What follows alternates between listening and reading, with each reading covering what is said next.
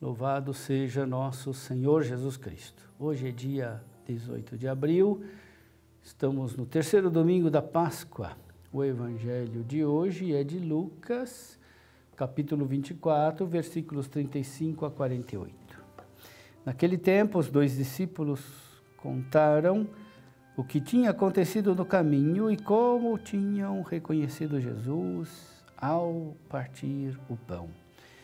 Ainda estavam falando quando o próprio Jesus apareceu no meio deles e lhes disse: "A paz esteja convosco." Eles ficaram assustados e cheios de medo, pensando que estavam vendo um fantasma. Mas Jesus disse: "Por que estáis preocupados e por que tendes dúvidas no coração? Vede minhas mãos e meus pés, sou eu mesmo. Tocai em mim e vede. Um fantasma não tem carne nem ossos, como estáis vendo que eu tenho."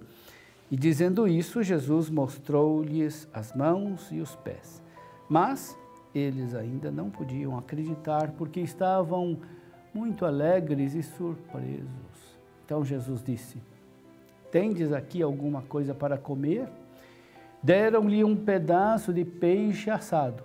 Ele o tomou e comeu diante deles. Depois disse-lhes: "São estas as coisas que vos falei quando ainda estava convosco. Era preciso que se cumprisse tudo o que está escrito sobre mim na lei de Moisés, nos profetas e nos salmos." Então Jesus abriu a inteligência dos discípulos para entenderem as Escrituras e lhes disse: "Assim está escrito: Cristo sofrerá e ressuscitará dos mortos ao terceiro dia, e no seu nome serão anunciados a conversão e o perdão dos pecados a todas as nações, começando por Jerusalém. Vós sereis testemunhas de tudo isso." Meu irmão, minha irmã, a aparição de Jesus ressuscitado entre os discípulos é tão inesperada que eles não conseguem acreditar. Eles pensam, é um fantasma. Jesus, porém, se manifesta com sinais realíssimos. Ele diz assim: "Vede minhas mãos e meus pés, sou eu mesmo. Tocai em mim e vede. Um fantasma não tem carne, nem ossos, como estáis vendo que eu tenho." O que os discípulos veem é o corpo que foi pregado na cruz, que foi atravessado pela lança. Deus, na ressurreição de Jesus, iniciou uma nova criação. A carne humana assumida, feita sua na encarnação, foi feita corpo espiritual na nova criação da ressurreição. O corpo glorioso do ressuscitado não é outro, é o mesmo da encarnação. Outra afirmação importante do evangelho de hoje é: Jesus abriu a inteligência dos discípulos para entenderem as Escrituras. O próprio Jesus ressuscitado é a revelação do sentido definitivo das Escrituras. Todas as coisas que pareciam enigmáticas ou que podiam ser interpretadas de diversas maneiras recebem o seu sentido autêntico, definitivo, com a morte e ressurreição de Jesus. Com a ressurreição de Jesus, todo o Antigo Testamento se revela como preparação, antecipação, profecia, promessa do mistério central da morte e ressurreição de Jesus. Nas Escrituras, de fato, muitas coisas são figuras da paixão e ressurreição. Naturalmente, não podiam representar todo o mistério. Era uma imagem antecipada e, portanto, imperfeita. Quando Jesus ressuscitou, então aparece claro tudo aquilo que as narrações, os salmos, os relatos do Antigo Testamento anunciavam do mistério de Deus, ou seja, a paixão, a morte, a ressurreição de Cristo. Em que sentido as coisas do Antigo Testamento são figuras imperfeitas? São imperfeitas no sentido de que toda vez que a morte é representada de modo real, a ressurreição não se representa do mesmo modo.